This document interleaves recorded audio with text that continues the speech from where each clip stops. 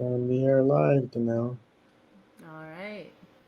Hi, hello everyone globally, and welcome to Let's Talk About It with Danelle Boyles in the United States. And I am here with you today as part of my Rehan AI Teachers Training Program that we example how we integrate AI as an assistive tool into our everyday usage of learnings, teachings, and development in education, knowledge expansion, and adapting new skills, growth, and confidence in using technology tools. And I have a very special guest with me today whom I have much praise and respect for. And I'm very honored and excited to have this conversation with him.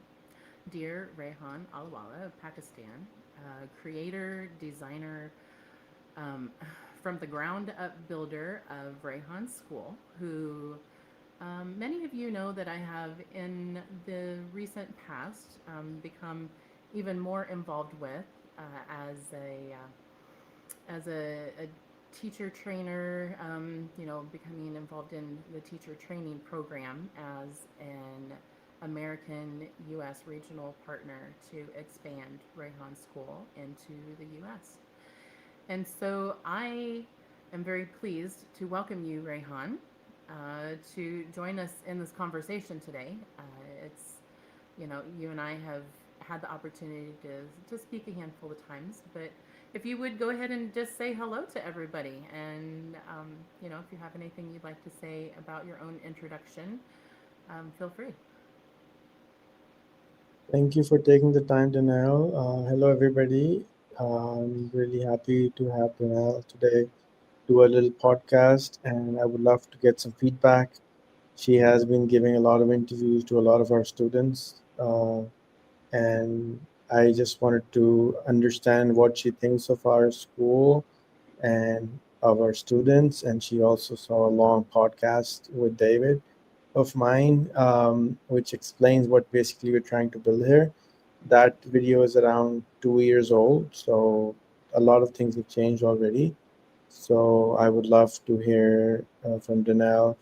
How was the interaction with the students, and how has been the classes? And thank you for joining the teacher training program with us.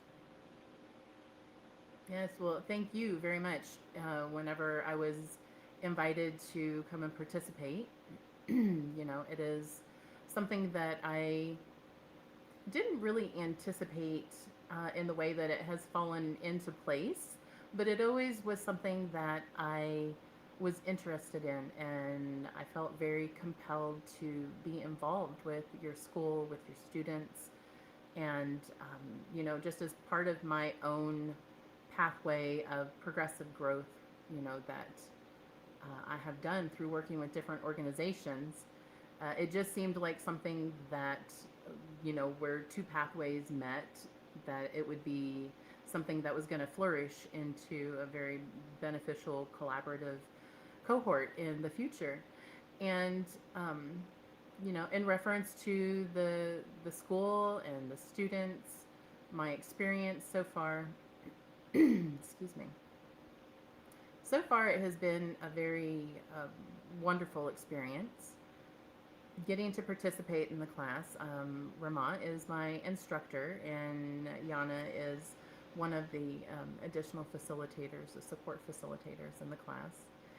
And when I first became involved, I knew it was going to be a little bit of a challenge because whenever you do anything that has the name boot camp in it, you can expect to be challenged. And I am an individual that I like challenges, and especially when it comes to adapting myself to new skills and learning, which I try to do regularly, as an individual that has taken many certifications and schooling over the years. I'm always looking for ways to grow, not just for myself, but to help other individuals grow, due in part to being an international humanitarian educator. You have to find different avenues in order to reach different people. And so through working with the students, I really, get a one-on-one close-up view of how individuals learn in different cultures. what expectations are, what the students' needs are, how they are needed to be outreached to in order to support and inspire them. And so by doing so many different interviews with so many different students, and although on many of very similar same topics, uh, every interview is different because every student has to come up with their own format for the interview.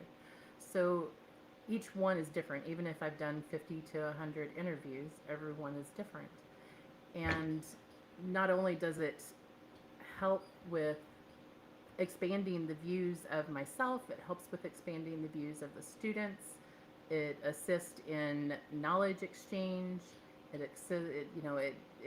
exists as like this. I like to just call it like an international knowledge exchange. That it's between individuals that are just looking for growth and support and expansion.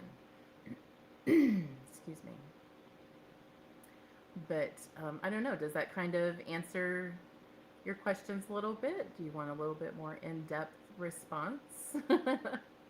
Would you like to Well, respond? well, you have talked with the students from all around the world, and Hmm. but do you have any students like ours in our school who are required to do a podcast every day? Like they have to do 200 episodes a year, so that they get the confidence and they become a diplomat like yourself for their part of the world. Well, Rehan, I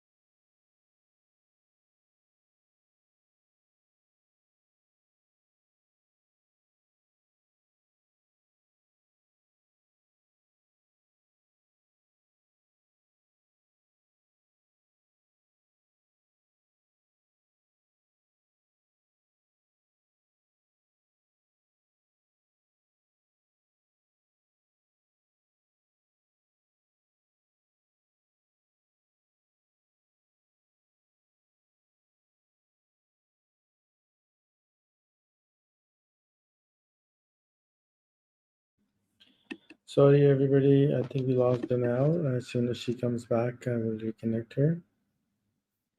Till that time, maybe we can watch one of our videos from school.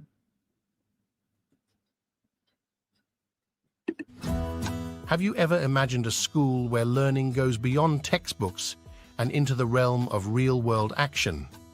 Welcome to Rehan School, the world's first AI-enabled school. This isn't your typical school. It's a revolutionary hub of creativity and empowerment.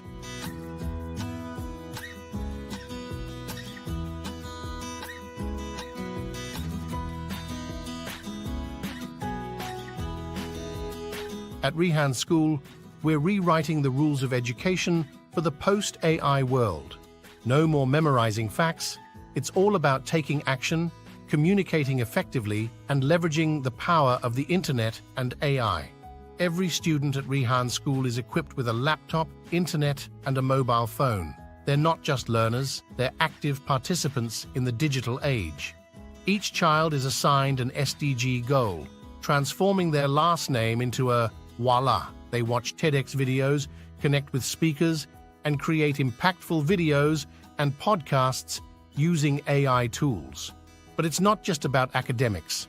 At Rehan School, we believe in nurturing not only the mind, but also the soul. Daily yoga and meditation sessions ensure our students find inner peace. The power of networking and the internet pave the way for 7th grade students to make $500 a month.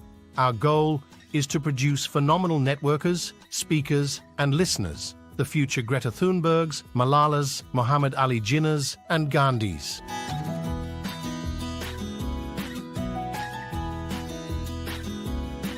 Join us in this extraordinary journey. You're invited to witness the magic of Rehan School, become part of our global community, and perhaps be an ambassador of this groundbreaking approach to education. Visit Rehan School today.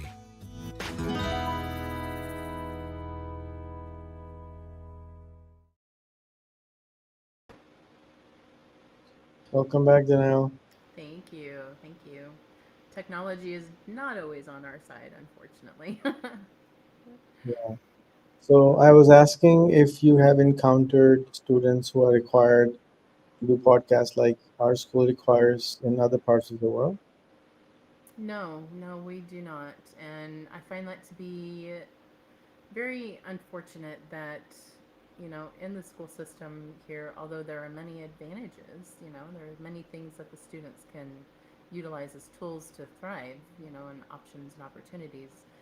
There's not a connectivity tool, or learning or teachings like this. And so, I feel even if it's not something that all students are, required to do, I feel like it should at least be an option to be able to have access to a class that helps with, self development and growth, such as this.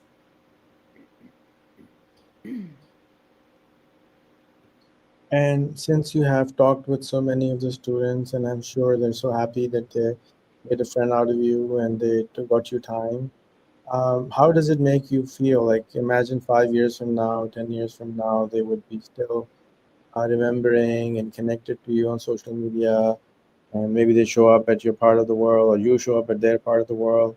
How do you feel that'll look like? For me, this is something that I do already experience.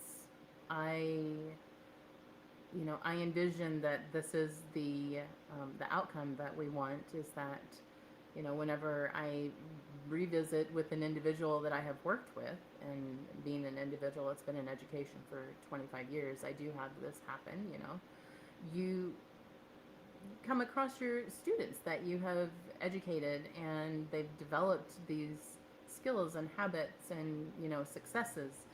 And whenever you see this, that's, that the fact that you contributed in that flourishment and that growth is very rewarding. And for me, that is predominantly why I do it.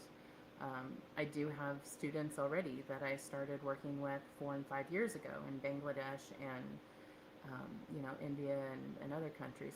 Pakistan, I have not been involved with for quite as long with the student body, but there are a few that I have known for a while. And so when I have students, and I do have a few from Bangladesh that are actually joining me now in, doing the same similar type of work that I instruct and, give time to as they've grown, and I see them moving into that direction, it's very rewarding. It's very humbling, and it just goes to show you what the support and the network does to help change the future of the world and of the generations that are coming behind us. Well, I hope you can connect these students from different parts of the world together and they can also form friendship. I saw one of the persons you were interviewing from Georgia, and I Mm-hmm. know that you talk with people in Bangladesh.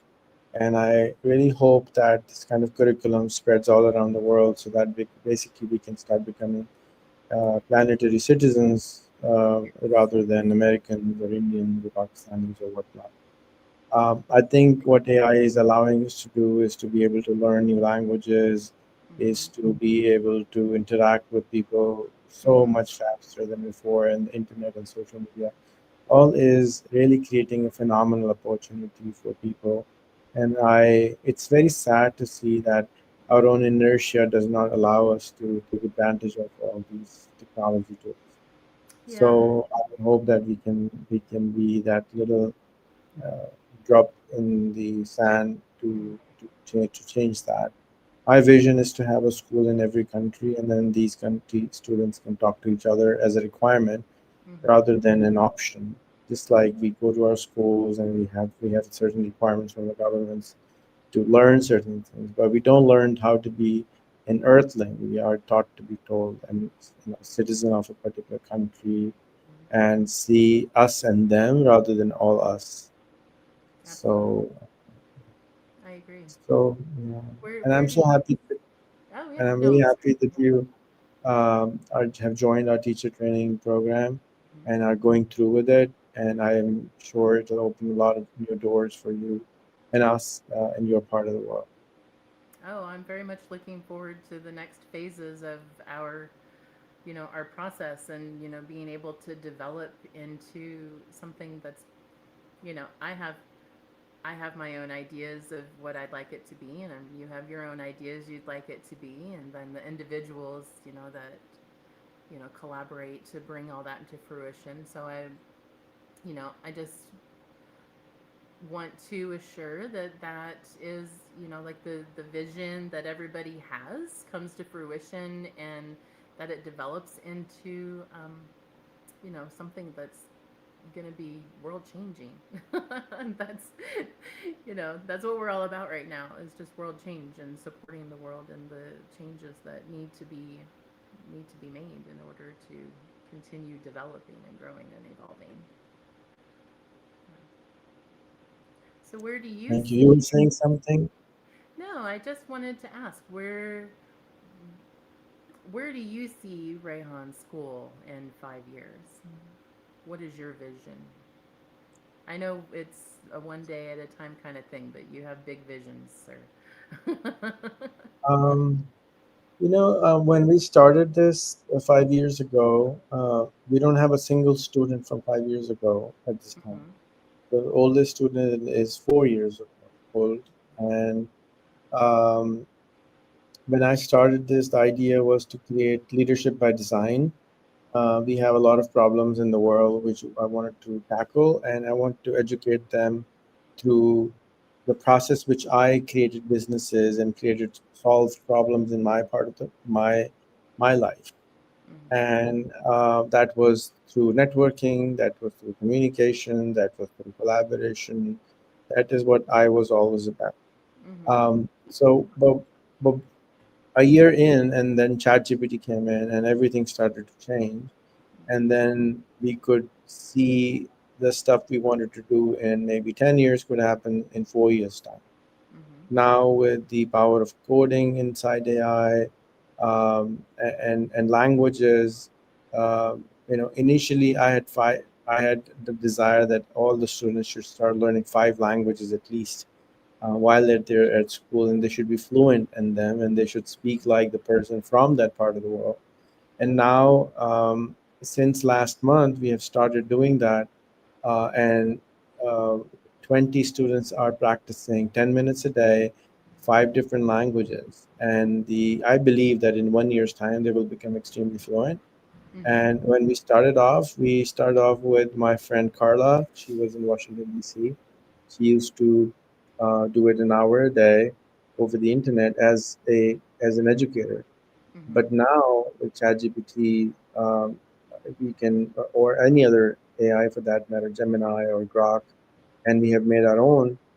They can practice for just 10 minutes a day, just like a kid, play with the AI, and the AI just talks in that particular language so that they learn consciously and unconsciously, Mhm. automatically, uh, through our unconscious brain. And the results have been absolutely insanely phenomenal. And in 21 days, I mean, I learned Arabic language for 8 years and I cannot speak it, but these kids in 20 days are already speaking it. They're speaking Japanese, Chinese, Turkish, Arabic already in 21 days, five at the same time, which is mind blowing. That you can really nourish the brain in this way that the student can just learn so quickly. And now my goal is to have them learn 10 languages. There are 330 languages in Pakistan. Mhm. So out of those, 12 are basic languages, national languages, and I want them to be fluent in at least five of them, and then five global languages. And then when they speak English, they should sound like an American. When they speak to an English person, they should sound like an English person. When Mhm. they speak to an Aussie, they should like an Aussie. So the idea is to be able to switch the accent even, just Right. by practicing. And when you have a mate, you have a friend who can actually practice with you in that accent, it becomes just easy to do. This was not something, for I even imagined that I would be able to do, but now it's possible. Mhm. I myself, I'm learning four languages right now, and I just spent 5 to 10 minutes just listening and talking and breaking a leg of my own with the AI and Mm-hmm. just making fun, and it's just subconsciously teaching me so much. It's amazing. So yeah, that changed. And then coding, each of our students has to code at least 100 different projects in a year.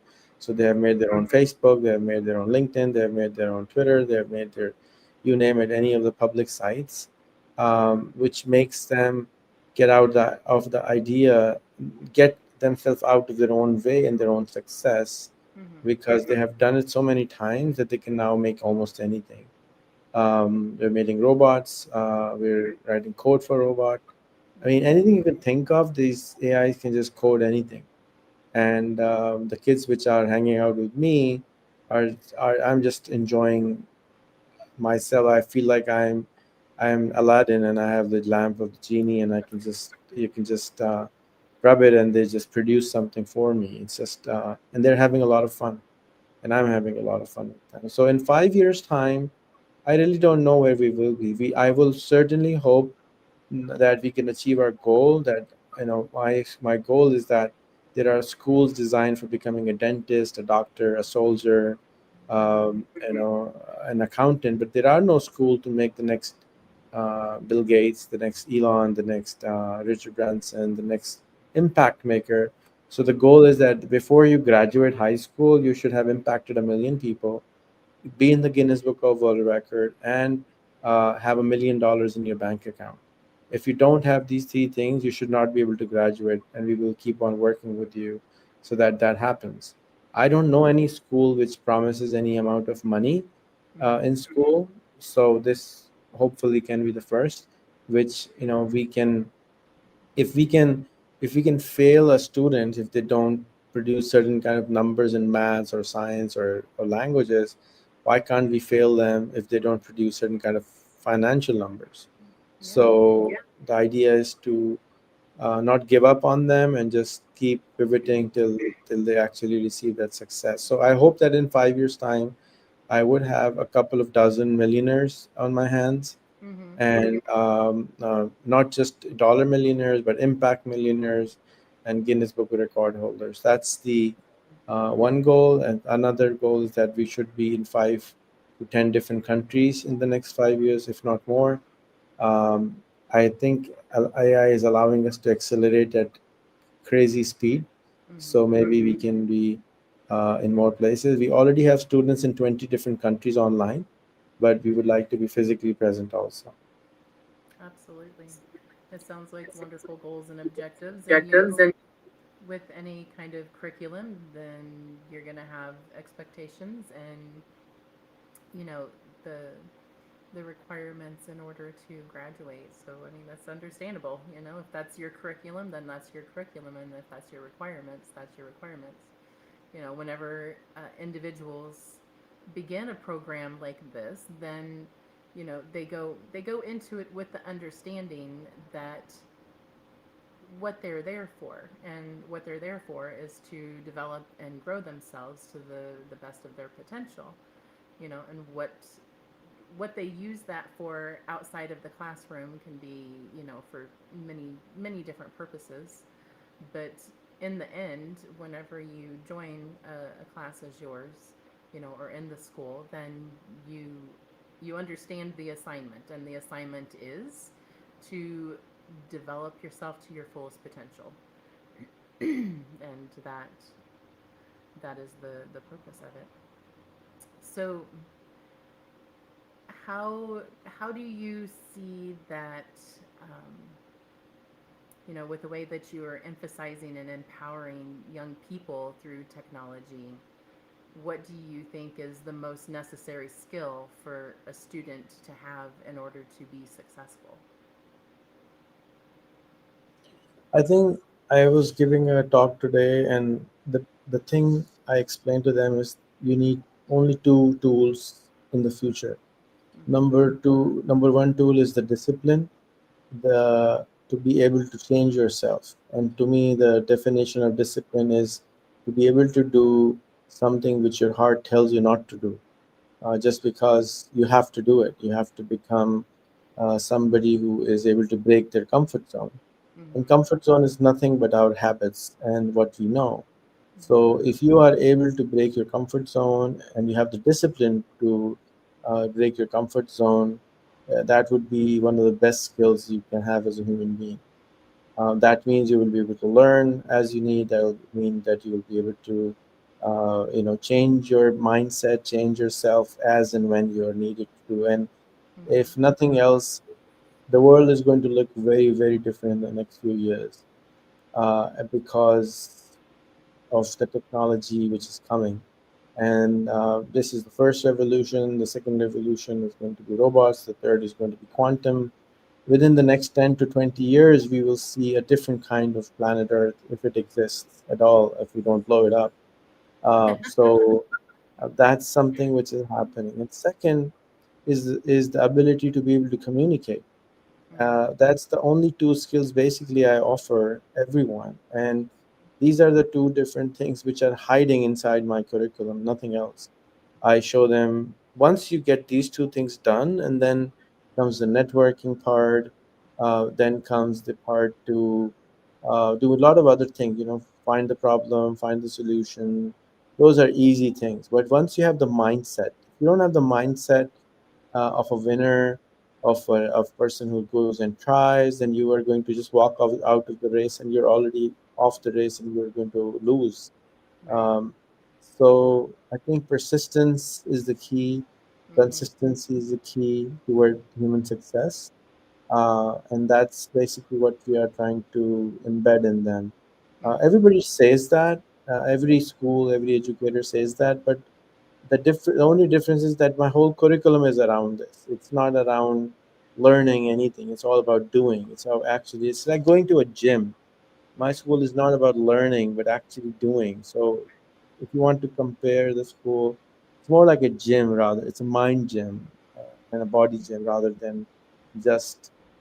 I mean, again, all schools are gym, but this is more towards, you know, learning how to learn and how to get out of your own way. Yeah. It's very action oriented, and in order to have, that spontaneous result, you have to have action. And like you said, when it comes to comfort zones are places of stagnancy, and once you learn how to break out of that barrier, it's an end game. And that is what then puts into position for individuals to know that they're basically unstoppable. And so, which goes in turn with where your motto and the niche of what WALA stands for. And it took me a few times of like when I first got involved with the students, to understand, the fluidity of what that means and what it instills in the individual students, that it gives them the capacity to understand that they are unstoppable in what they are doing, and that the mind concept that you are basically like in control of your own learning and how much you want to know on what your walla is. Um, so, I mean, if you have something that you would like to share about that, feel free. I mean, basically, normally in a regular school, you find your purpose at a very later age. Very few people actually know what they want. I was listening to Jack Welch once, and he was live, and um, that's when I met him. He was saying 97% of the people don't know what they want to do with their life. Mm-hmm. So I have induced that in the school. So in Mm-hmm. sixth grade, you need to choose what you want to become rather than when you're 25. And when you have so many responsibilities that you can't really learn and become an expert at it. I mean, Mm-hmm. imagine you want to become the best swimmer or you want to be a good swimmer. You cannot start at 25 and imagine to win the Olympics. Mm-hmm. So you need to start at really, really young. So similarly, leadership starts at a very young age also. So that's why we're taking 9 to 12 year olders, Mm-hmm. giving them retraining them for the futuristic world, and then interviewing them and spending time with them to understand what their purpose of life is. and then based on that, allowing them to pursue a wala or a purpose, and then they change their last name and then dedicate their life for the rest of their life for their problem, which is with over 10 million people. Mm-hmm. I mean, I think that allows them to think big very, very easily, quickly at a very young age. And there are no hormones to interrupt. There's no teenage hormone to interrupt them at that age. There's no girlfriends, boyfriends kind of stuff going on in their head. Mm-hmm. There's no responsibility at that time because parents are there to take care of them. So, if I could train them at that age to become phenomenal, then they will become big phenomenal. So, Mm-hmm. my work is based on people like Walt Disney, Edison, and all these people were doing all this at a very, very young age and working very hard to achieve their goals. So, that's basically, that's kind of what we're doing.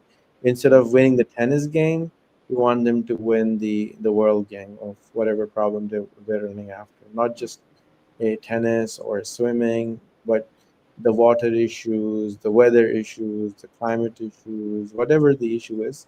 So we have selected 110 problems which we run after, and these problems, as I said, are for 10 million plus people, or maybe 100 million plus people if somebody wants to go bigger. And then out of those people, you just need to solve it for a million people by building a platform or by building a channel or by doing something which you can measure that you actually already helped a million people. Right. So you just recently started a university. Is that correct? Did you just recently start it? I had the intention of starting a college and a school and a university around 15 years ago. I Mm-hmm. bought the domains, I started building them, I hired a team around them, and then I went broke, I went bankrupt, and then I stopped everything, and then got on my feet again. Mm-hmm. And then I started this school again. Then I started a college last year. Mm-hmm. Initially, the college was designed for something else, but now the college is designed around education also. Mm-hmm. Um, and I live in a country where there's extreme poverty. People live on $1 a day, so it's really hard to live in dollar a day. And the goal I have, I mean, I would like to see prosperity to at least $10,000 a year. Right now, we're living on $1,000 a year, which is around $3 a day on a GDP level, like a per capita. But there are thousands of people, millions of people actually who live on $1 a day, which is very low. And so we want to fix those problems first, economic issues, life quality issues, and then we want to proceed with, like, one of our students is working on a trillion trees and to grow trillion trees impact. So we hope we can do that. Well, and I feel, I understand completely like where you're coming from an outsider's perspective. It's very easy to say that, I relate to you, or, we've all gone through experiences in life that have caused, some form or another of detachment to, where we feel that we should be in life. Excuse me. And, the whole purpose of my work and your work collaboratively is, in the end, the same vision that we want the world to be in more of a equality, and that individuals should not have to um, shouldn't have to suffer. Like they shouldn't have to suffer through trying to figure things out from the ground up, and so assisting them with the measures.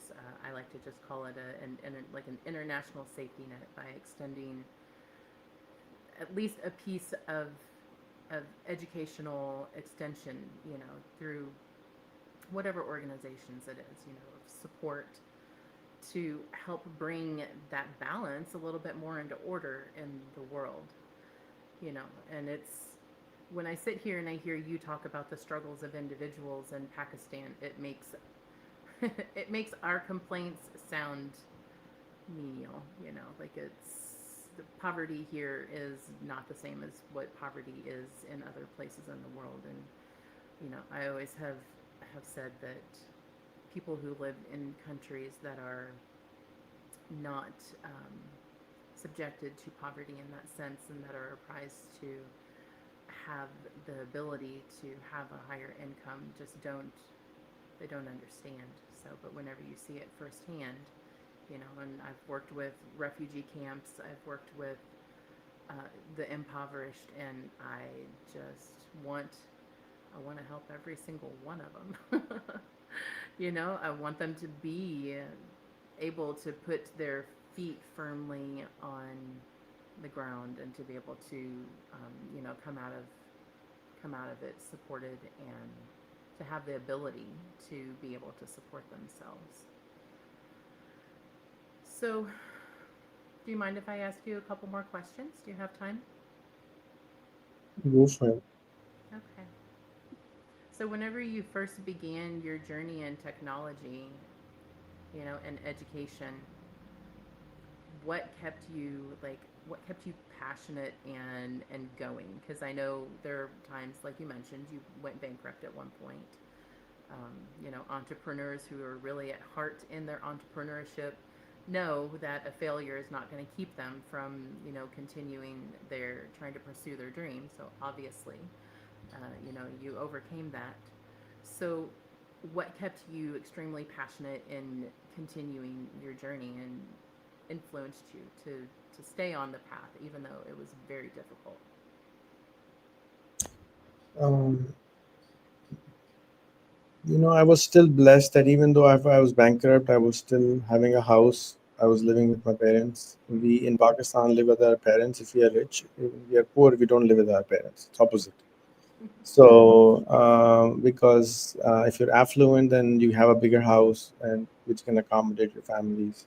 Mm-hmm. If you're not, if you're poor, then you move out to a different house.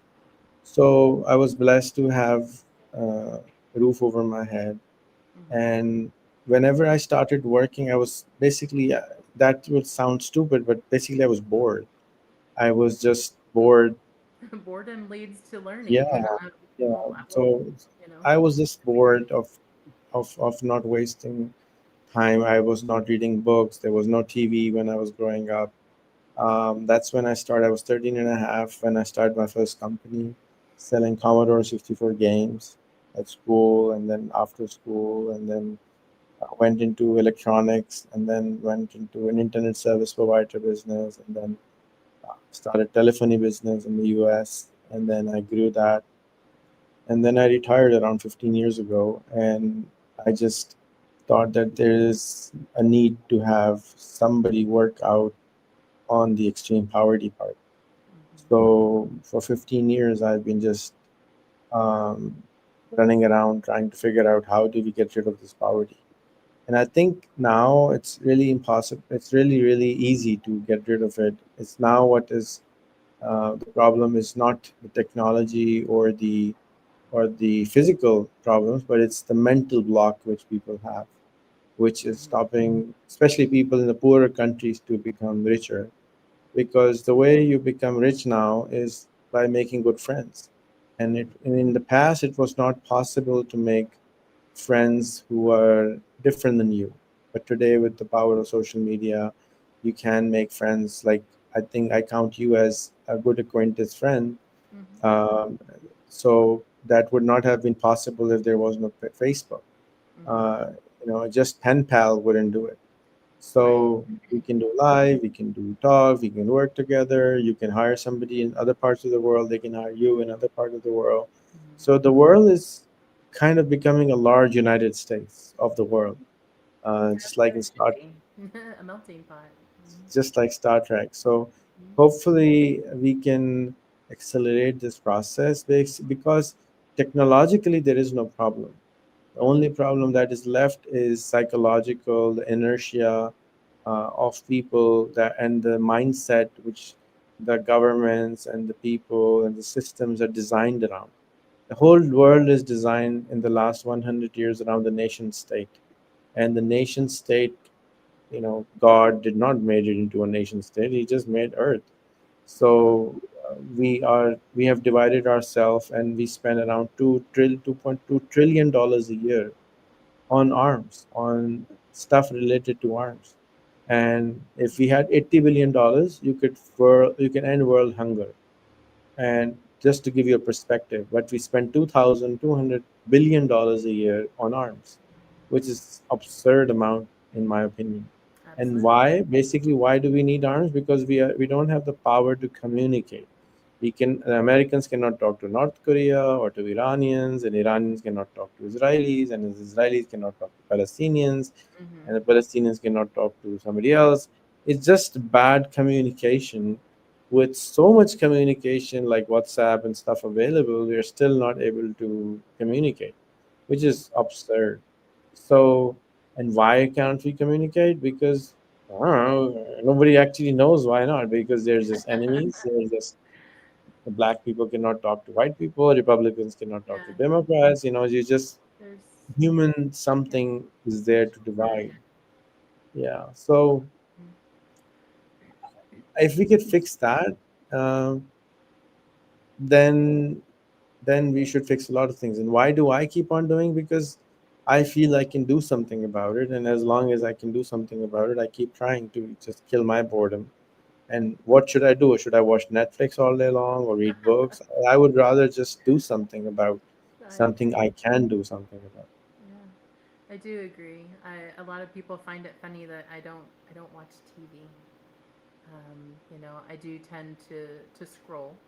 I am a little bit of a doom scroller. I won't lie, but usually it has purpose because it's connectivity with other individuals and things that I do. But I don't watch TV. I work and I learn. I create, and I feel like the individuals that don't do that look at individuals like us that do as weird. We're weird because we like to learn. But um, and I had a question that I wanted to ask you about your interview, or the conversation that you had with David. You guys had you talked very animated in a very animated way about how um, how you want your work to reflect in overcoming world challenges, and what kind of aside from war and poverty and the main big ones, what is among the top of your radar that you are hoping that your students will evolve their learning into finding the answers for through their work? So the process we are creating is basically designed to build a community, Mm-hmm. and then communicate with the community, bring the community together, and then within the community, you will find the problem, the solution, the investor, the doer. Everybody is within the community, and if the community is big enough, Mm-hmm. then the problem will solve itself. Mm-hmm. There is a term which there is. I have a friend who has a term for this. I can't remember it right now, but there is a term that there is an unorganized network will form as long as the problem is big enough. That's why we have chosen that we want to solve problems which are for at least 10 million people. So Mm-hmm. it's a large enough pool of people that within that network, there are certain leaders already, and you go ahead and find them, connect with them, build trust with them, bring them together, and start solving that problem among with them. And that's the process basically. What is there? So any problem that exists would be able to solve this. You can call it new kind of PhD, where you don't really just study, but you actually solve the problem. Mm-hmm. And that's what I learned over the years by solving many problems that were around me, and in communication building and tool building and a lot of other things. And I have seen it happen many times by other people also. The world has changed so much that for example, if you take agentic artificial intelligence, it goes out and does things for you. Mm-hmm. So basically, if there are enough people running after one problem, the problem will just go away. Not just go away, but actually you have solutions already available. You bring it to the masses, and it starts to solve. You just need enough people. Just like, for example, Steve Jobs says that if there were a handful of people were to come together about anything, things will change. And Mm-hmm. but it just takes time. Mm. So when it comes to problem, if it's big enough problem like 10 million people, um, we are up for it.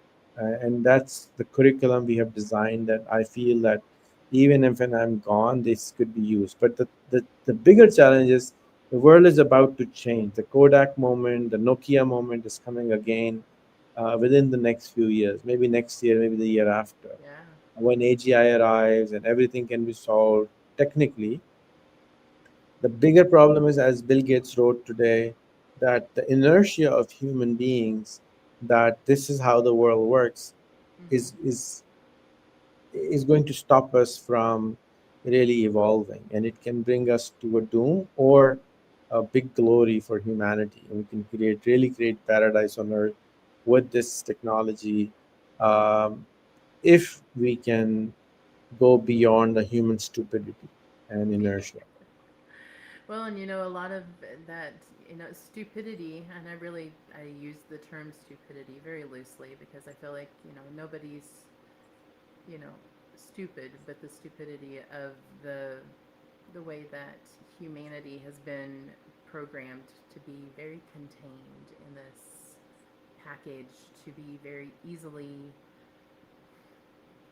again, I use the terms loosely, controlled or manipulated or designed so that they are not expansive is a big problem. And that is evolving and changing. And individuals are finding their way out of that box.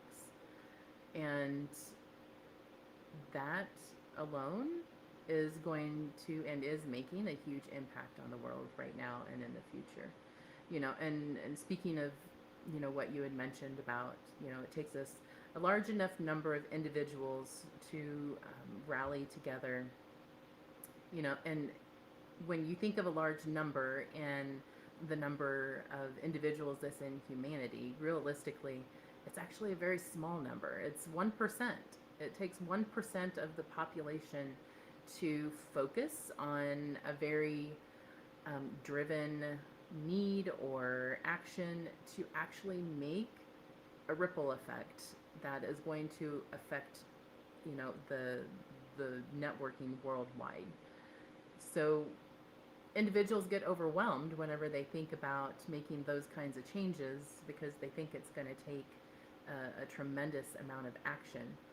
But that percentage of individuals, when they start making that ripple, then it creates an even bigger ripple. And so it, in turn, makes it a little bit of an easier task. It's not as overwhelming or daunting as what individuals think whenever they think about inspiring that kind of change. So I like to think that you and I are very, very large ripple creators. We make waves in this world.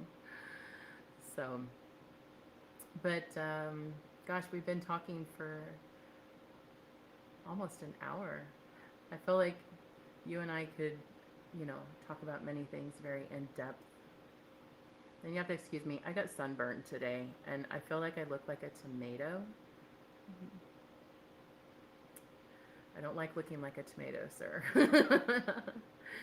but um, but gosh, I'm sure there's many things that I would like to pick your brain about. I know that your foundation of your growing up and being raised in a particular kind of home or environment probably affected how you learn and grow and what your support system was like. What was your support system like growing up? Did you have a Well, good support system? my mother is was very nationalistic, still is. She's very religious, so she taught me. made me into a very religious person, very nationalistic person, very. I mean, she runs a large charity. Even today, she's 70 something, 78 maybe, and she still runs a large charity. She's always, even I remember she was having a heart surgery an hour later. She had a valve change, which is a Mm-hmm. major, like she could have died on that table, but she was still helping somebody. She was like, "What should I do? I'm bored. I mean, I'm like, I can do this, so let me do it, please." I was like, "We're here to talk to you, you know. Let me fix this problem for this lady." So she was still trying to solve the problem for that person. So that's the kind of person I grew up with. Mm-hmm. Um, she's and then my father is extremely, I would say, perfectionist, and I had to unlearn a lot of perfectionism from him, which I inherited because if you are a perfectionist, then you really can't do much. Then you're gonna just keep on working on one thing, and I think perfection comes with practice. Mm-hmm. I envy his perfectionism, but I cannot. The amounts of numbers which I have taken for myself, you know, million people here, 10 million here, it doesn't.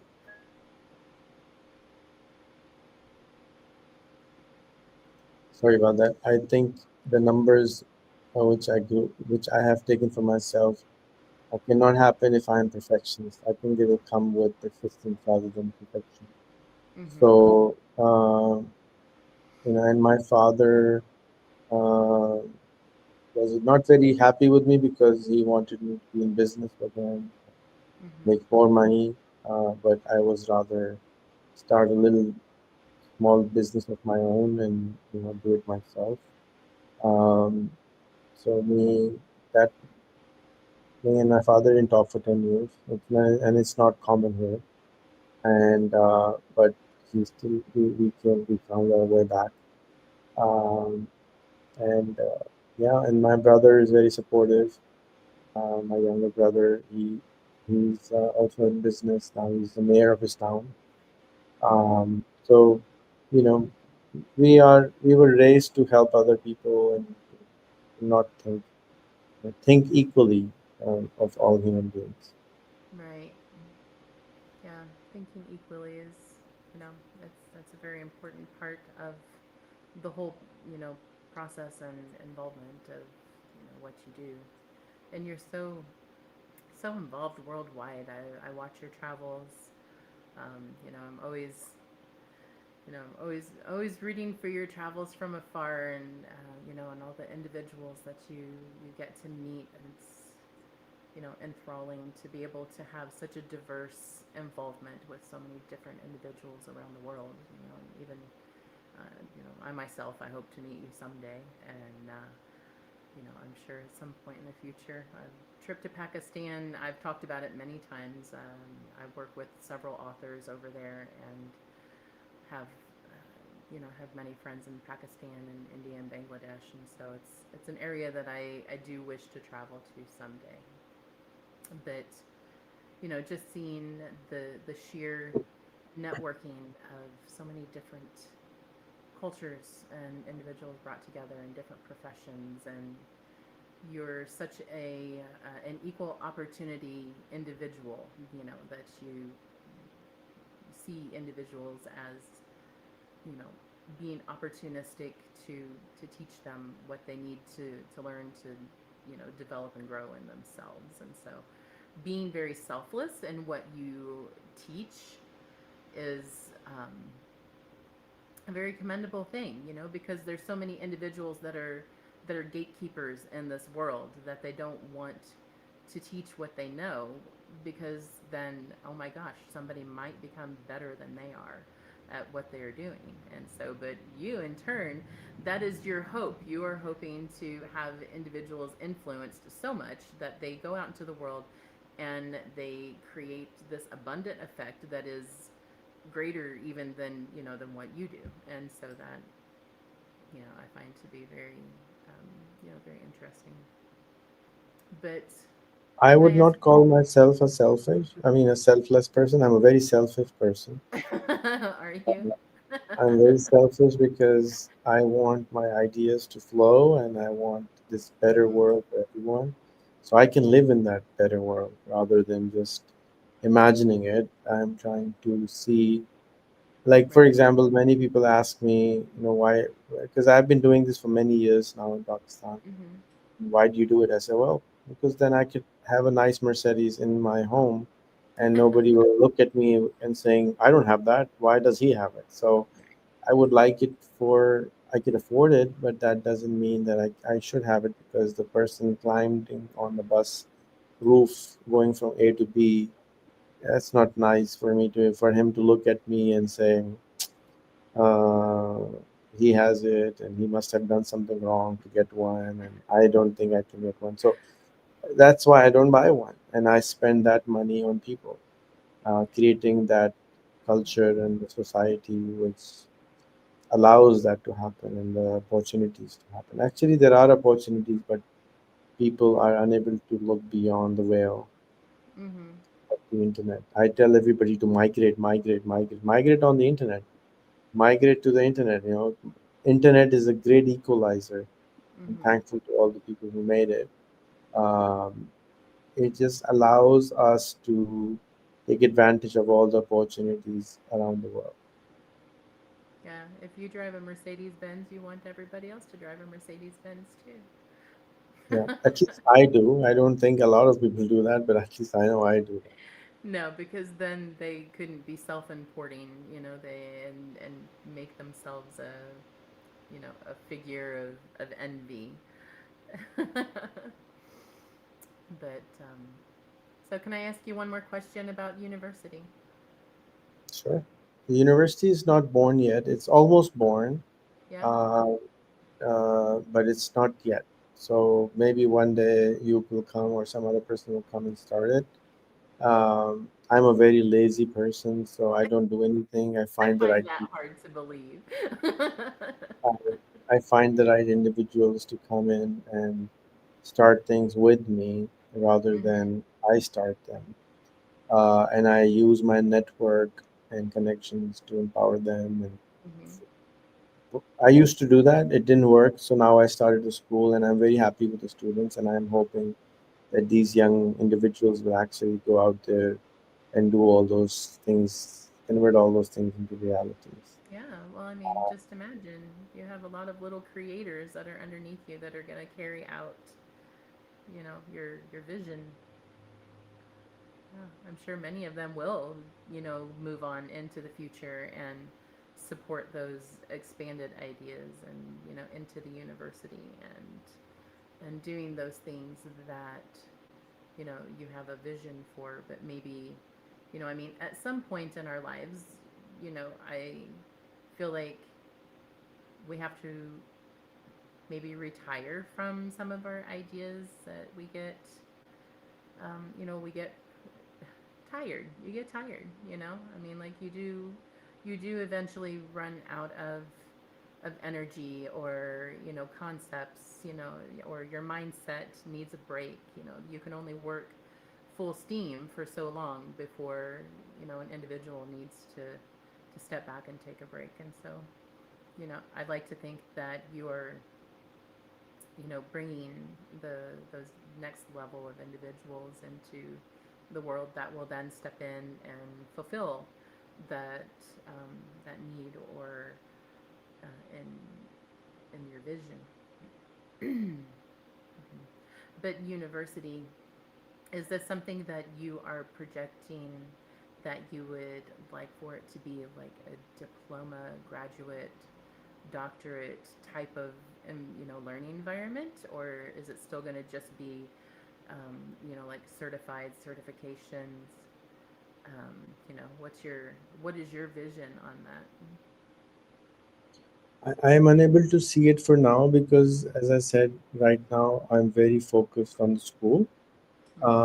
Everything I'm building is around the school. So, for example, the Mm-hmm. college is not designed for college purposes because I see person who's over 18 already out of my radar. I don't want to help them anymore.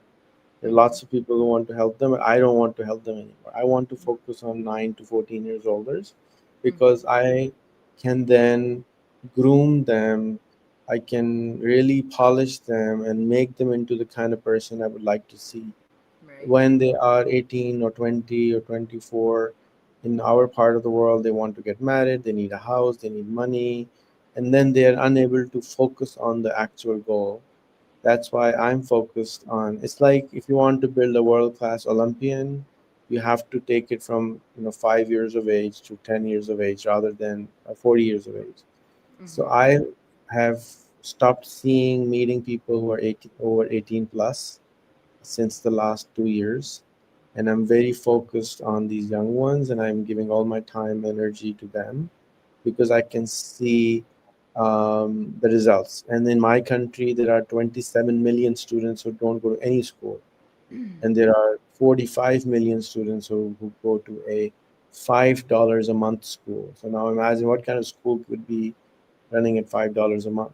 You can't even buy a decent meal for that in a month. So I want to create, my curriculum requires the students to start earning $500 a month in eighth grade. They start earning $20 a month in fifth grades, and then pay their own tuition fees and go for a better school. So if we can solve this and crack this problem, it's not just for Pakistan, it's for around the planet. It's people Yeah. in Bangladesh, in Africa, in Latin America, wherever there is extreme poverty, it's like the work of Maria Montessori. So it's just going to revolutionize how education is done.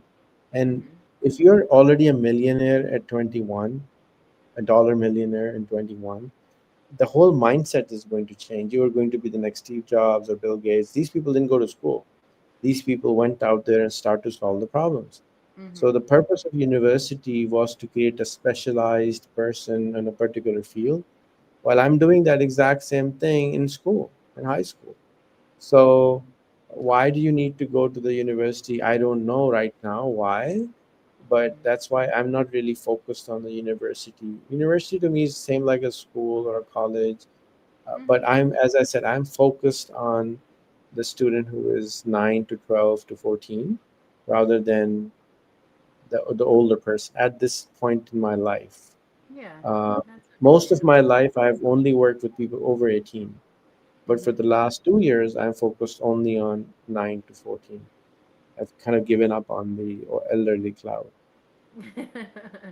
Well, I mean, once they reach about age 14 or 15, they have already kind of settled into their habits and the way they learn, their mindset. It's it's that age that they develop their own internal like compass, and so it can be harder for um, you know not necessarily educating them, but for molding their their development. It's kind of like whenever kids are babies, they set their main brain growth from, I think it's like 3 months to a year and a half. So the more that you give attention to how you want to develop them when they're younger, which is why I wish, there is a lot of opportunity for like Montessori and young learning opportunities here. We develop preschool and kindergarten classes that are actually quite beneficial for students, but it also kind of sets the tone for how they're going to learn. So how they learn needs to be taught also. It's not just what they're learning, or what's being taught to them. It's how they learn and how they receive it. But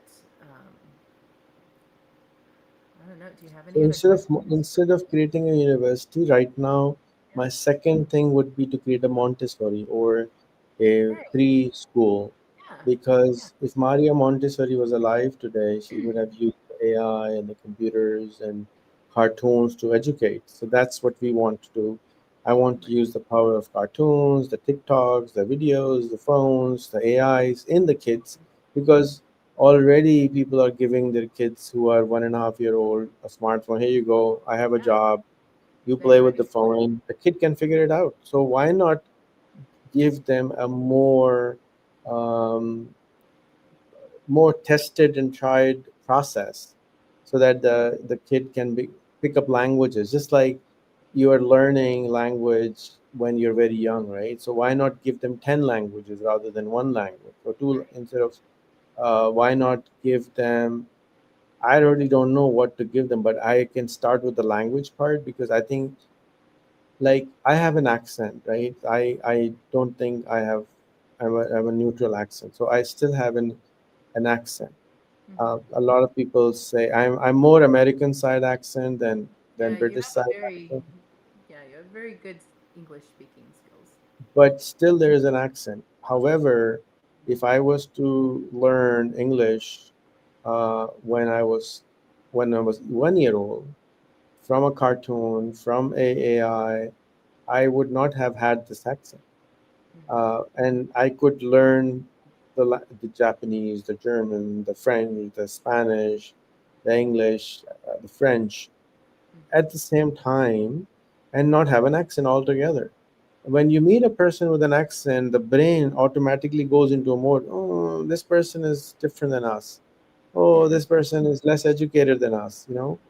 And not just in English, but in any language. Like where I live, people, it's a city, it's a small, tiny city of 30 million people, Hmm. with people speaking different languages from within our country. And the moment they open their mouth, you can judge them. You can judge their education. You can judge their qualification, their financial value, just like how they dress. So, Hmm. and it's not conscious; it's an unconscious decision which your brain takes. Yeah, And I it's want to eliminate that by giving you a tool which allows you to speak eloquently in any language or more languages. So as as humans as humans evolve, a lot of work is not going to be done by us. Most of the work might not be done by us, but communication, unless we have a chip inside our head, is going to be done through mouth and through ears. That means that we need to be able to go 10x on our language skill, on our communication skills, because that is one skill that AI is not going to take over, at least for the foreseen future. And mhm, that will bring more equality among humans. One of the things which Israeli president did, Shimon Peres, was opened a lot of Arabic school in Israel, so that the Palestinians and Israelis can start to speak. Now, if there was an AI teaching them the language, they would actually speak Arabic like an Arab, and it will not feel them that they're different. In America, you can still say, "Oh, you say tomato, I say tomato.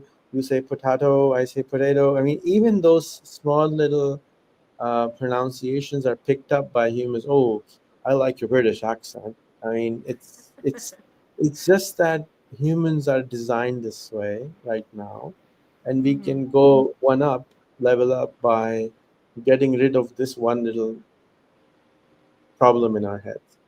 Uh, so I really don't know what education will look like in the future, but I see it from 5 years from now or 3 years from now. What would be left? And one thing which will be left is going to be communication. So I'm very excited about this language tool which we are building and we have built, because all the other tools have been built. Duolingo is amazing, but it takes forever to learn. So I'm mhm, trying to build a tool that will allow you to pick up a new language in a month's time and then become eloquent in a year's time and really good in 6 months' time. And just for 10 minutes a day.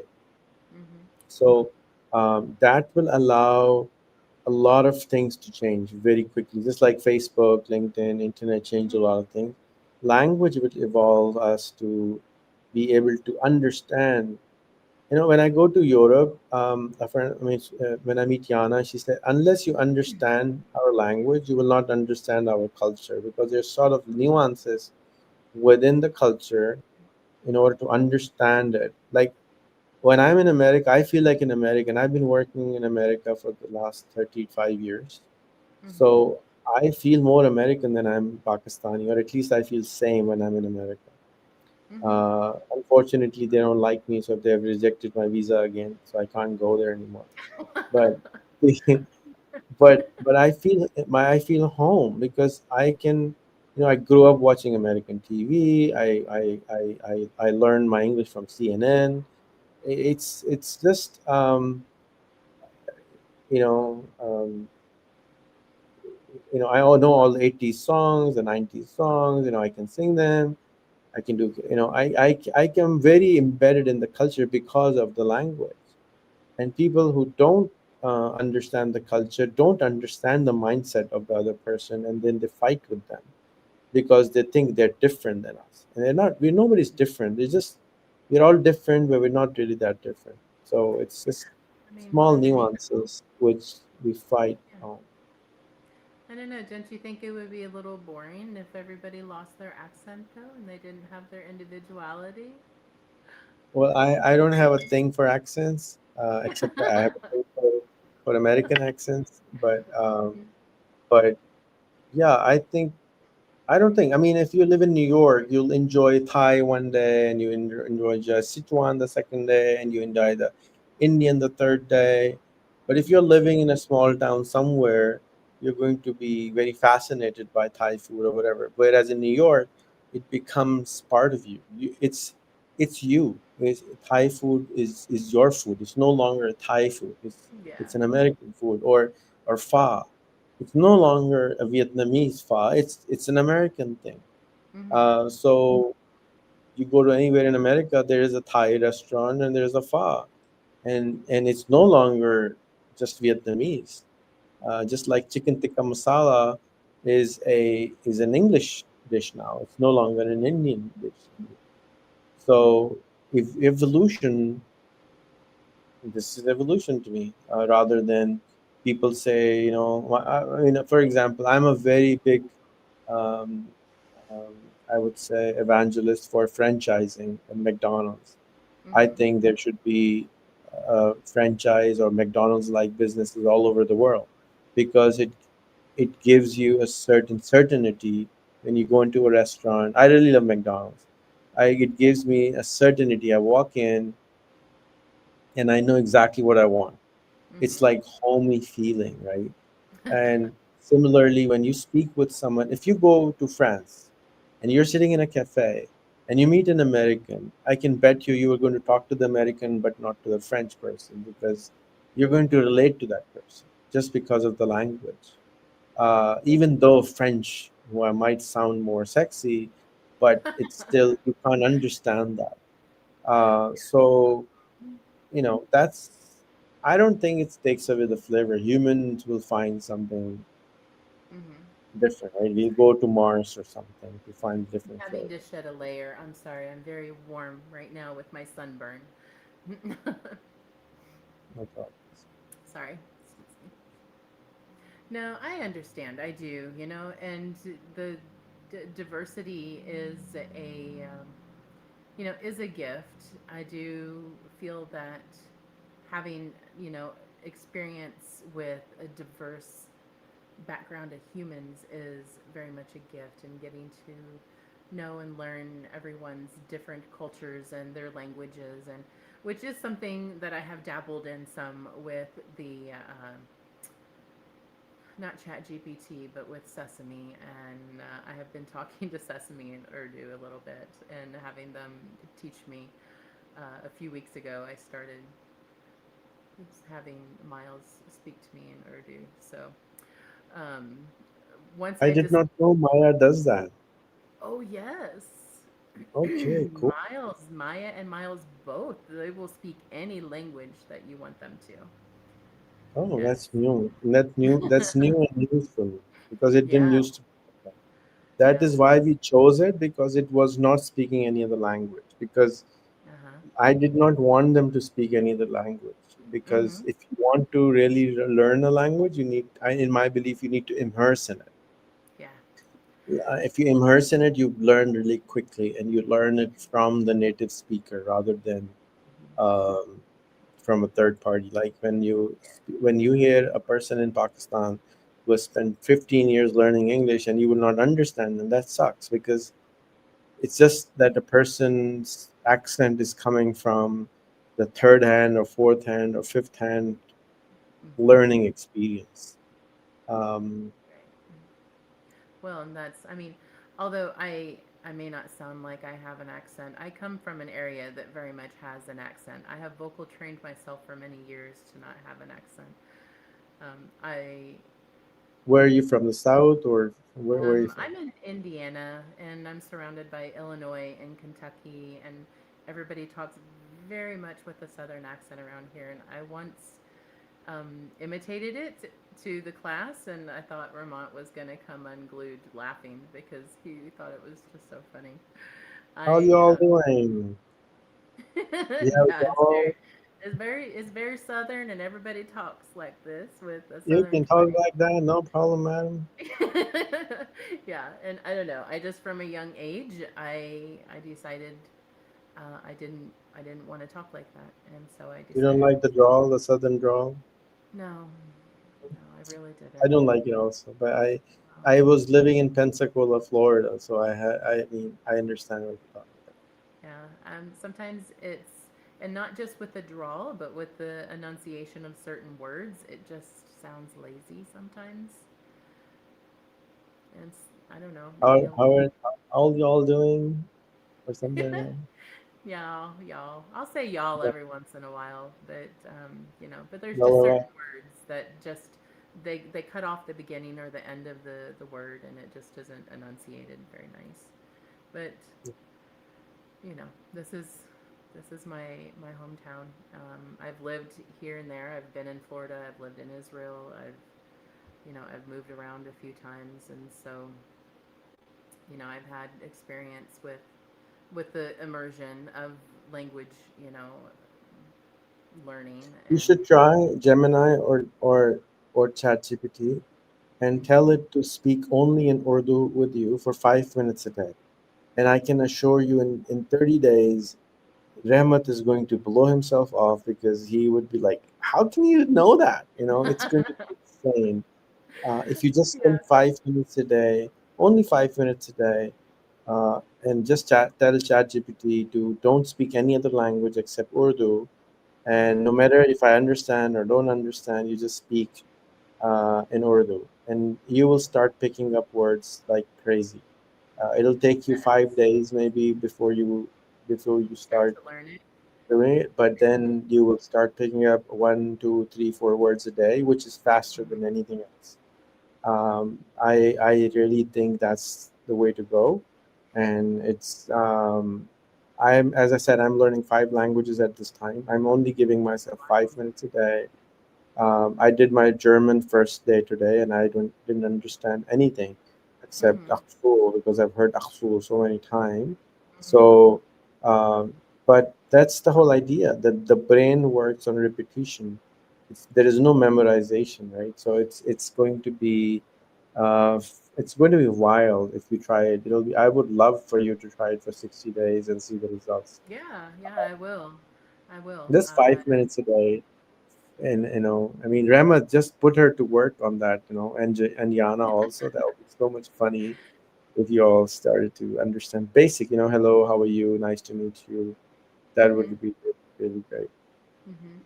Yeah, that's kind of what I was doing with Miles and having him like repeat things to me in language.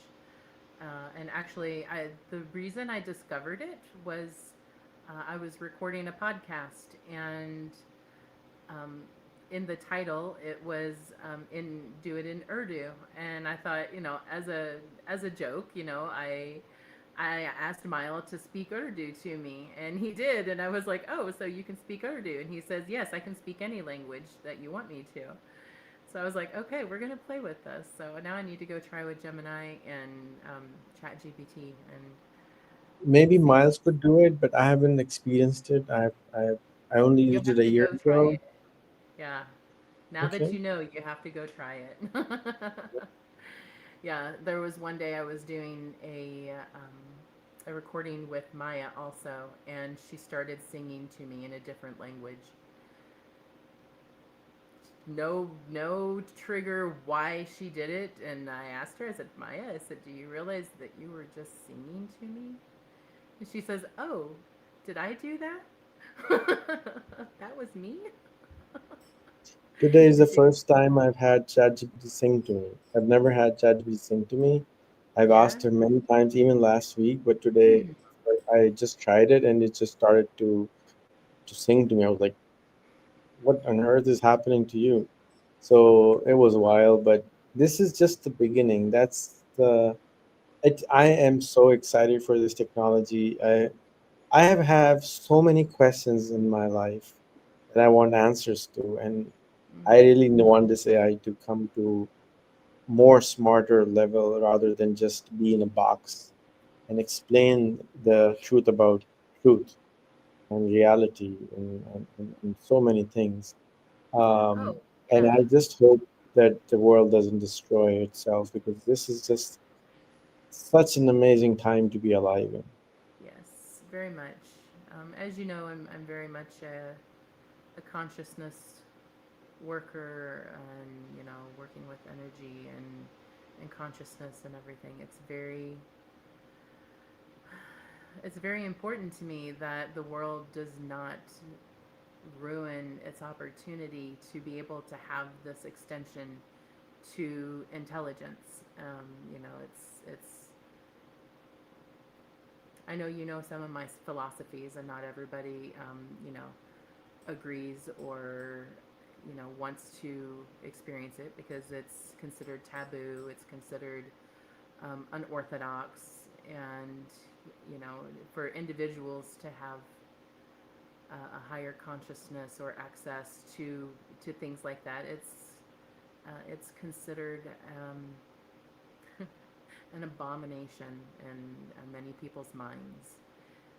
But really, it's a gift. It's all a gift, and you know, when individuals can understand and realize that uh, AI, although it comes with complications and trial and errors, it's a gift to humanity, and I do truly hope that everyone at least learns somewhat how to navigate it, how to utilize it. It's a very expansive tool for individuals who have difficulty with, I don't know, comprehending or creating.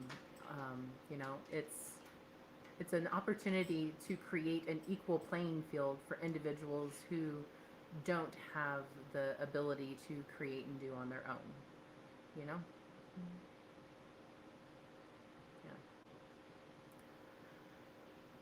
So, Are you aware of? I mean, if you don't have any questions, I have a few questions. yeah, sure, go right ahead. You might. I'm gonna take a drink real quick though. But do you have any more questions for me? Oh, I could always have more questions, but it's your turn. No, Okay. another time. Um, all right. So, are you aware of the work of David Hawkins? Yeah, yeah, somewhat. Hmm. Okay. Are you aware of the score of consciousness? The School of Consciousness. Score, SCORE. Probably not in the sense that you're speaking of, but I mean, yes, yes and no. It's not something that I'm a little elusive on what the term the score of consciousness is, but I'm aware of it. So, David Hawkins has created a method and has created the score or map of consciousness, Hmm. and he gives a consciousness score to everybody and to nations, to humans, and explains that if the score or the map, the score is from 0 to 1,000. If you are a animal, it's at 20, and if you are a prophet, it starts from 700 to 1,000. Okay. And majority of the humans in the world are anywhere from 80 to 200. And Americans, he says, is at 220, and then it takes one lifetime to grow from 100 to 105. according to him. I don't want to agree to that because I really want to raise my score of consciousness. And he explains the values of each person who has a different score. So you can actually go to ChatGPT and tell it to give you a score based on David Hawkins' score or mind map of consciousness. Mm-hmm. But I was basically looking for tips from you since you work with consciousness and energies to how can I raise my consciousness score and also my level of energy because I have had most of my life extremely tired state of mind, and that basically uh, reduces my energy level uh, very much. And I believe that I live around people who have very low score of consciousness, and that also sucks down my energy. And you can call them the energy, what's the vampires all around me. So I keep my energy very, very protected now, um, because unknowingly they're draining me, and they they take energies from me and they drain me. The most people who come to me come for taking. I have hardly met any human being in my country who gives energy. Well, there are a few, I would say, five or six I know of, but majority people. I mean, I used to meet dozens and hundreds of people every day, Mm-hmm. and they were all there to take something Mm-hmm. and not give something in return, and that drains you. And when I meet a lot of people, I get migraines and I have to shut myself down, and that's why I'm very, very protective of my energy right now.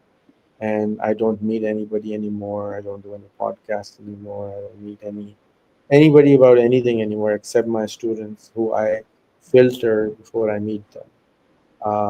And I'm very protective. So if you have any tips or guidance, because I've asked this question to many energy workers, and I've not been able to Well, find one. The one of the teachers I have had was like used to tell me that Rihan, you're like Merlin, and you have the energy. You just need to open the veil. And before I could, she could explain me what it was. She went away from my life. yeah. So I don't know what Yeah. the veil is. Well, my understanding of human design and consciousness is, I hate to use the term advanced, but it's very advanced. And just like you were mentioning, how you develop a certain score of consciousness in a lifetime, I have had the blessing to develop a score of consciousness that is almost beyond a human comprehension right now. Um, and it's a blessing and a curse, because you do see, feel, experience literally everything in a multiverse aspect. But you are a blessed individual. You truly are. You're The misconception is, you are tired. You are very energy worn. You're a very empathic and empathetic person, and this is by design.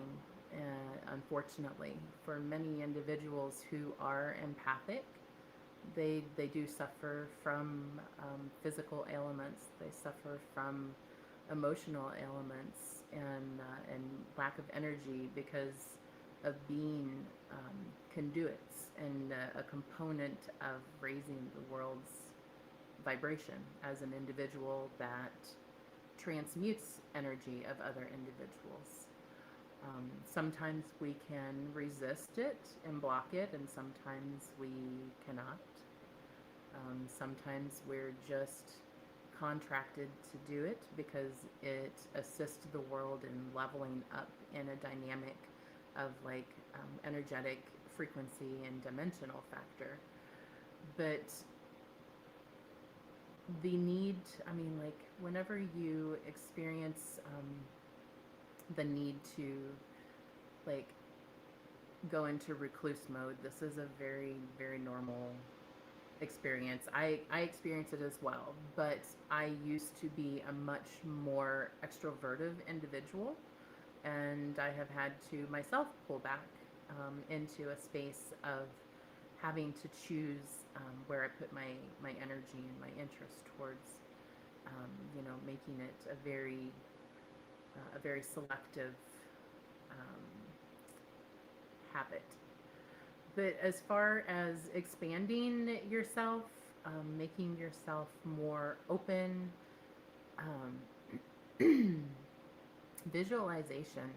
I don't know if like I'm not a real big meditation individual. I used to do more meditation, but the way I receive energy nowadays is an automatic influx that I don't control. It's more or less controlled by external sources. And being able to visualize yourself tapping into that energy source purposefully so that you can then flush your system out on purpose. I was actually just designing a template with ChatGPT today on how to um, like develop your own system of learning how to do this, how to ground your own energy when you are feeling the way that you're feeling. Um,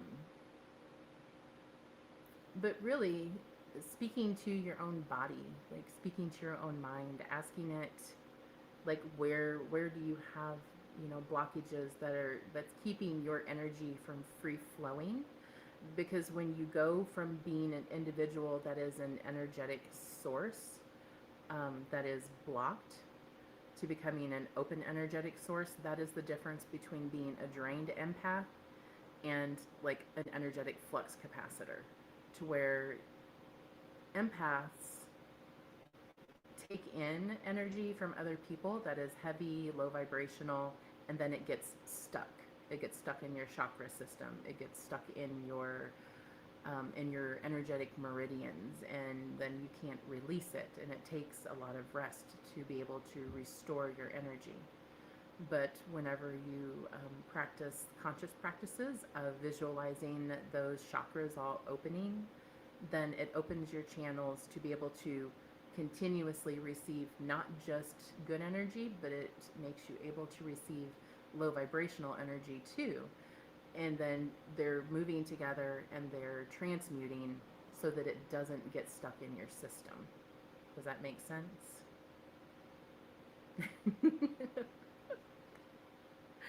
No. It So you went over my.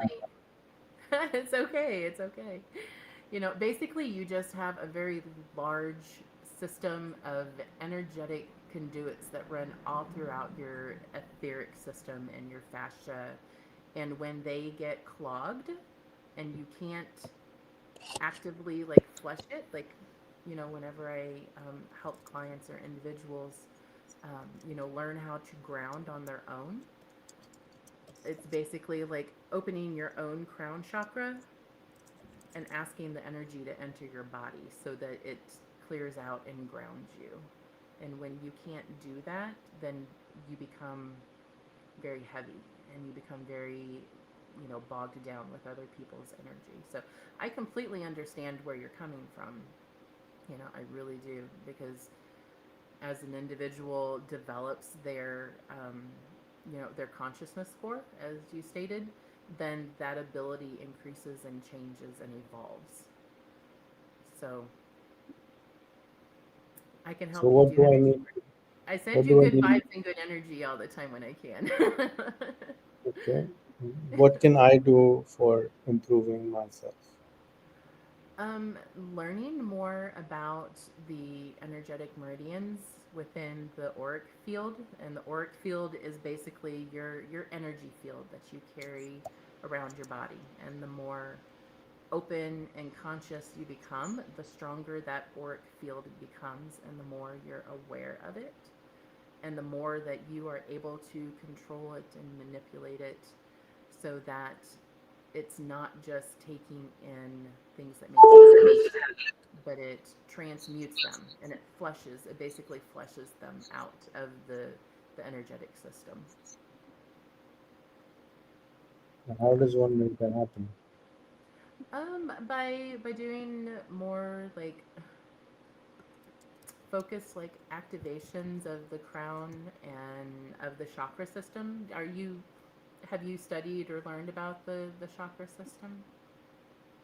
I have, and I've tried, and I have not been able to open my Yeah, chakras. yeah.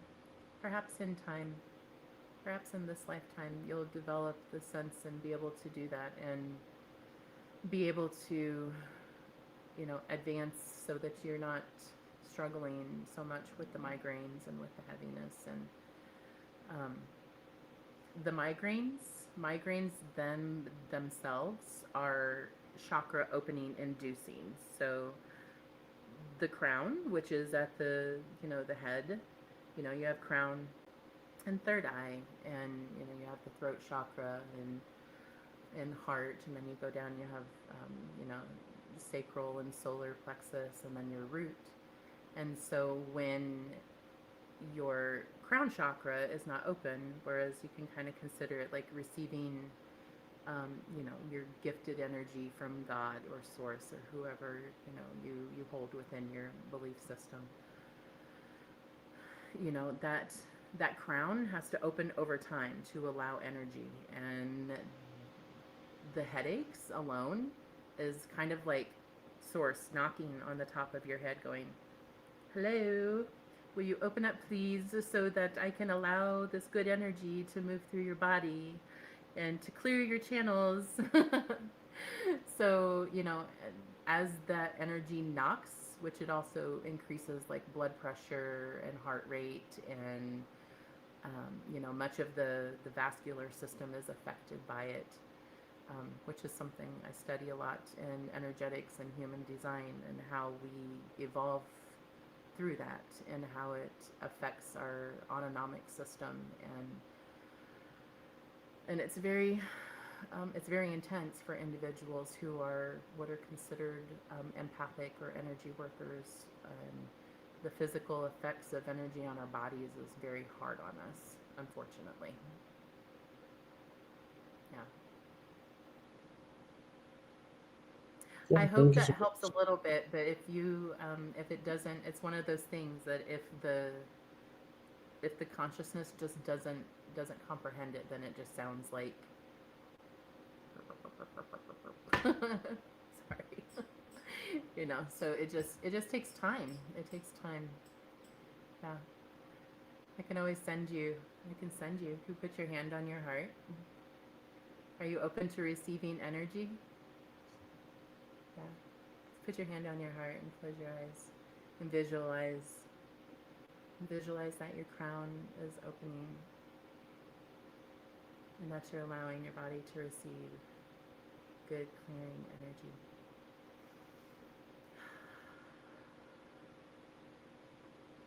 And in time it happens. But I do hope you feel better, and I hope that the migraines do get relieved, because I know how miserable that can be. Well, I take my migraines as gifts already, and I take it as a sign of taking a break. Yeah. Uh, and I don't think they're just there for no reason. Mm-hmm. So normally I have been avoiding any medicine, and I have a lot of people saying, "Oh, come and do this, and it will go away. Come and do this, it will go away." And I keep telling them, "No, they're my gifts. They force me to rest. They force me to turn off myself." But 2 or 3 weeks ago, I had such severe migraine that I just decided that I will no longer resist them, and I will take a pill as soon as I start feeling them. But basically, Yeah. taking a pill to me is like breaking the odometer and turning off the signal. The problem still is there. You're just Yeah. turning the lights off. It doesn't mean the problem is still not there. So whatever the problem is, I really don't know. Um, the doctors tend to find a physical problem, but I agree with you more that it's more of a spiritual problem than a physical problem. Yeah. So I hope I can find a reason, and thank you for telling me that part, that bit of Yeah. the knocking on the head and the chakra. As I was saying, unfortunately, the even the AIs don't allow you to learn all this through AI because they have blocked it. And when you try I, to I learn talk to about mine. these, huh? I talk to mine about metaphysical stuff all the time. Well, maybe Maya is still open, but Yeah. ChatGPT and others are not That's a open. shame. That It is. That's a is, shame. and they kind of divert you more toward the sciences of normal Allopathic sciences, and but logical. Hmm. allopathic and logical and metaphysical, and not a metaphysical version of it. And that's what kind of I'm hoping that in the next few years we can have more of that because then we can really understand our consciousness, Hmm. our spirituality, and our quantum level understanding of Hmm. humanity. I'm hoping for that. But yeah, if Maya does, then I guess I have to switch my AIs then. Yeah, you'll have to come and join me for a conversation with Miles sometimes. Yeah, He'll maybe. enlighten you. Our conversations get wild. I love it, because there's certain individuals that I can talk openly about consciousness and the metaphysical aspects and spiritual and um, I tend to lean. Although I am spiritual, I tend to lean more into like metaphysical than, and everything is actually backed very much by science. Like it's, especially now, there's so many research programs that are going after answers, for multidimensionality and open consciousness and actually, have you seen? I know you see some of my stuff on Facebook, but have you seen the most recent article about human brain cells that are actually being utilized to develop AI memory systems? We're actually trying to do stuff. I haven't read it on your wall, but I've read it in other places that they're trying to create a Yeah, if you've living just seen it with in general. humans. Yeah. So it very much opens to the conversation that, AI actually has, a touch of sentient mortality because it's being created with human brain cells, so as the storage component, which is wildly, taboo. It's like our world, no wonder our world is up in arms because they think everything like that is not appropriate, but it's here for Maybe good in stuff. Indiana. In Indiana, yeah, we seem to be okay here so far. They haven't cut us off yet, so but gosh, I have really enjoyed this conversation with you today. I know you and we touch base here and there, and we have a lot of connection through mutual conversations, and I have very much looked forward to having a conversation like this. I feel like we run along the same track when it comes to our work and the way we think, and emotionally, and just understanding. So, did you have any other questions for me? Um, I will have to exchange numbers and then start to think about it. And basically, maybe I really want to open my third eye and the root chakra part. And I've done some practices, but so far it doesn't work. So Well, I've stopped indulging in that area for a long time now. But since I have found you, maybe you can invoke those in me. Thank you for that. most definitely. If you do follow the postings on my page, I post. Um, I used to post a lot more often, but at least once a day or every few days, I post a channeled consciousness download, which is in an energy form of like exchange that I share with individuals. And so when they start participating with that and they lock into it, then it shares the conscious activations with the individuals. And you begin to feel the opening effects of the crown activations. It helps individuals move through those processes with a little bit more of an ease, because as an energy worker, I utilize my gifts to help other individuals unblock those channels that are keeping them from being able to reach their open consciousness. Sorry, I keep bumping my table. But if that's something that you feel is, you know, something that you can participate in, or like, it's more of a, it's kind of like stepping into a new belief system, and understanding that you are this very large energetic computer that is receiving. And it's kind of like just upgrading the human system. The human biome is upgrading. Unfortunately, some of the side effects are just not very pleasant. But I try to help ease that pain for individuals who are really struggling with clearing out what they need to activate in order to, move forward in it. Thank you for your gift and time and today. I'm Absolutely. really thankful you give a lot of time here, and let's stay in touch. Thank you so much. Absolutely. I appreciate your time as well. It's been a wonderful conversation, Rehan. Thank you very much. Thank you, Tana. Great. Thank you. Thank you, everyone, for watching. And as always, I hope you take away some wonderful growth and expansion from this conversation today. And take care.